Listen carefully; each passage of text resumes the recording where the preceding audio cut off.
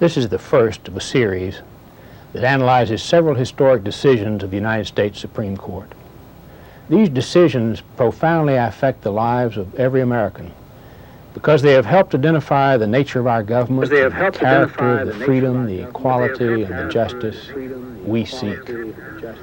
Far from being dry and technical lawsuits, each is the very stuff of our history, arising from the critical national problems of their times and affecting our people as they struggle to lead lives of principle. While all of these cases were decided by white males who held positions of influence and power before they came to the court, they reflect something of the hopes and fears, the clarity and confusion, the strengths and weaknesses of our nation as a whole, and our expanding vision of what the Constitution ought to assure to all of its people. The first decision we will discuss goes all the way back to 1803, but it has remained really important ever since. In fact, it played a crucial part in resolving a serious conflict in our government not too many years ago. In 1974, the country faced a serious crisis. A committee of Congress was investigating the so-called Watergate scandal and found evidence that several of the officials reporting directly to the President of the United States were involved. It was also discovered that President Nixon had tape-recorded many of the meetings that took place in his office. Congress tried to obtain these tapes. The President refused, claiming that Congress had no power to compel him to hand over his confidential records. The dispute was referred to the Supreme Court, which ruled that the President must deliver the tapes to Congress. Incidentally, there are few countries on earth where a court would dare order the head of state to do anything, and even fewer where the head of state would obey such an order.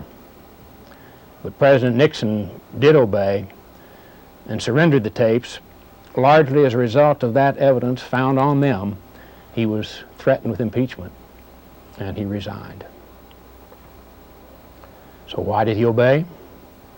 Why did he go along with the idea that the Supreme Court should decide what acts of Congress and the executive are illegal? Is this something that is written in the Constitution? No, it's not. Instead, it goes back to an early decision of the Supreme Court itself. The decision established a concept of enormous and lasting importance, a concept that we call judicial review.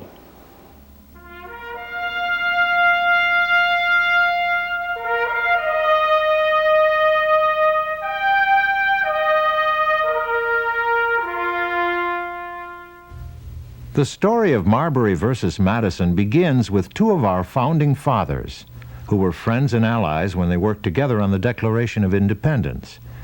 One was John Adams, the short man on the left. The other was Thomas Jefferson, the tall man in the center. After the Revolution, they became bitter political enemies. Eventually, Adams became the head of the Federalist Party and our second president. Jefferson became the head of the rival Republican Party, and in 1800 defeated Adams to become the third president. Although Adams and the Federalist majority in Congress lost the election in November, they didn't actually leave office until the following March, 4 months later. During that 4 months, they got very busy. As this cartoon shows, the Federalists considered Jefferson to be a dangerous radical, ready and willing to destroy the Constitution itself. But how could they hold him back?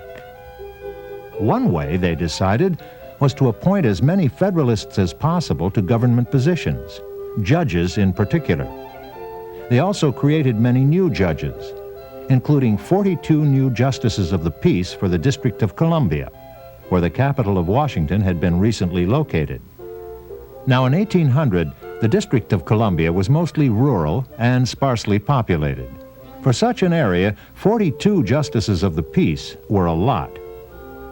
President Adams also appointed his own Secretary of State, John Marshall, to become the new Chief Justice of the Supreme Court. Marshall was to stay on as Secretary of State until the end of the term. He would then assume his new office on Inauguration Day. All the appointments pushed through by Adams and the Federalists involved much official red tape. Each one, for example, required a commission, a formal document like this signed by the President.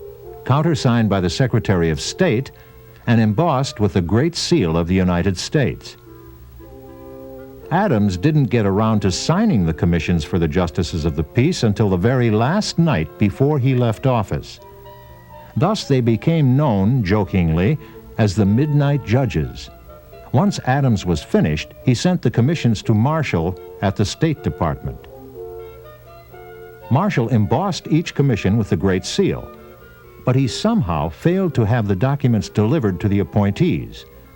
He later maintained that since the commissions were signed and sealed, they didn't have to be delivered to be official. So there the commissions were next day when Jefferson took office, and Jefferson was furious. Jefferson was angry to find the whole judiciary packed with his political enemies, but he was particularly annoyed at the excessive number of justices of the peace for the District of Columbia. Eventually, Jefferson offered to allow 30 of the commissions to be delivered, but had the other 12 withheld. What happened to them? We can only speculate. This act, and others like it, alarmed the Federalists. The Federalists put their heads together and decided to get back at Jefferson and the Republicans through the courts which they controlled. So in the fall of 1801, 4 of those who were supposed to have gotten commissions for justice of the peace brought suit in the Supreme Court. One was a Maryland landowner named William Marbury.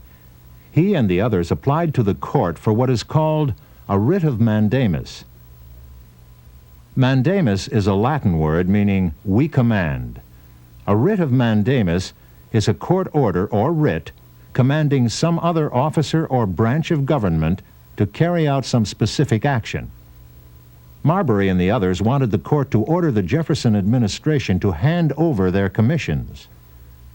Marbury's suit was directed specifically at Jefferson's Secretary of State, James Madison, who was the officer responsible for delivering the commissions.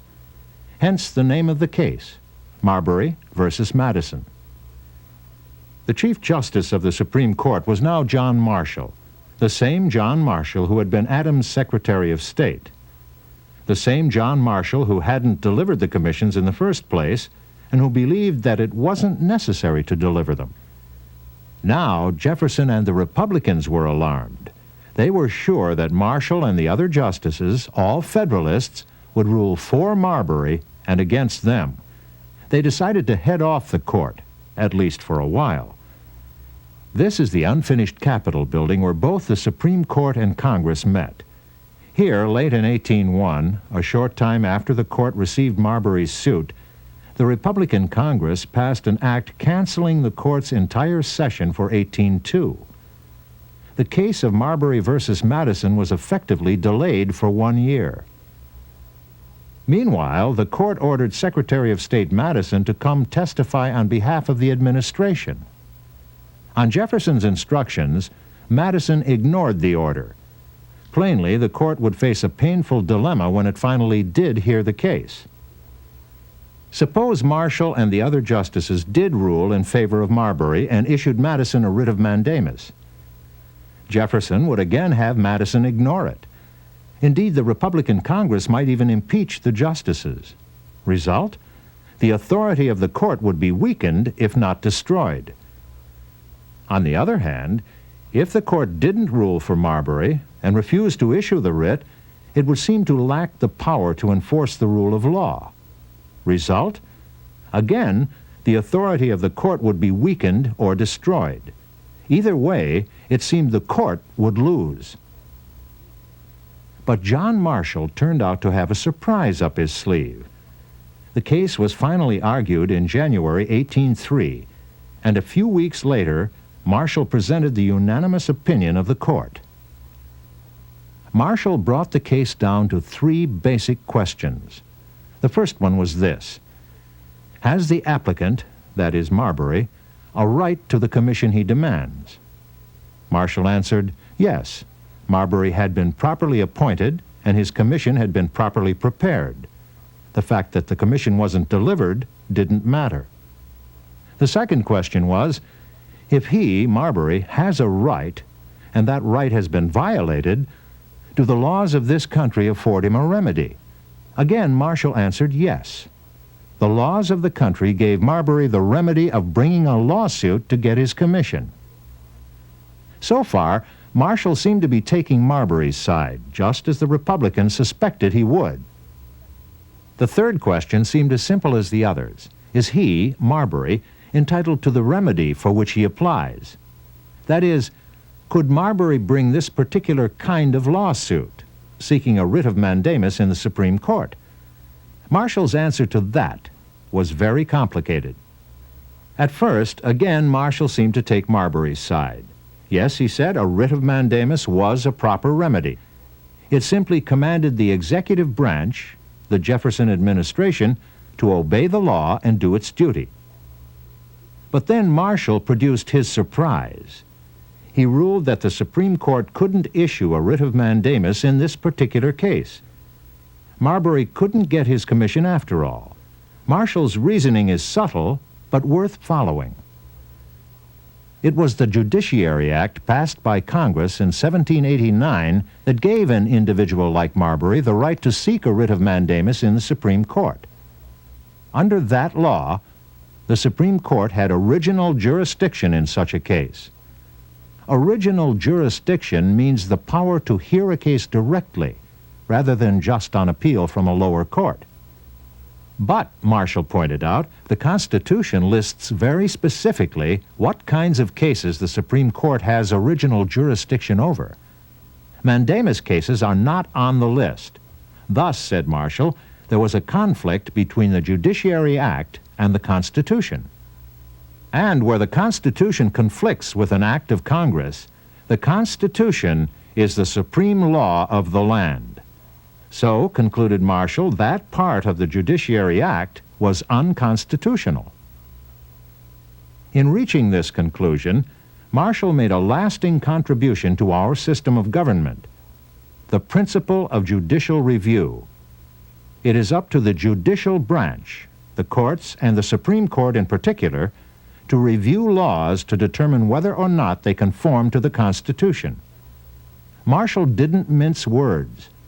It is the province and duty of the Judicial Department, he maintained, to say what the law is. So Marshall cleverly avoided a confrontation with Jefferson and his administration. How could they complain? The court had ruled in their favor. But Marshall achieved something far more important in the long run. He established a precedent. With a few exceptions, we have accepted the principle of judicial review ever since. It has become part of our system. Why is the principle of judicial review accepted with so little dissent? Is it mentioned anywhere in the Constitution? No, not at all. The Constitution gives the Supreme Court the judicial power, but it does not specifically define that term. In fact, the people who wrote the Constitution discussed judicial review, but never included anything about it in the document itself. The only way it could now become part of the Constitution would be as an amendment, like the Bill of Rights, but no one has ever seriously proposed such a thing. There's only one explanation for the agreement on judicial review. Americans have generally agreed that the idea makes sense, that the judiciary should have the final responsibility for guaranteeing that the Congress and the President act in accordance with the Constitution. So why do Congress and the President yield to the Supreme Court? Why do they not question the court's power to decide whether a law is constitutional or not? Well, most legal authorities would now agree. It's partly because John Marshall once said so, but it's also because the American people through our long history have come to agree that it must be so.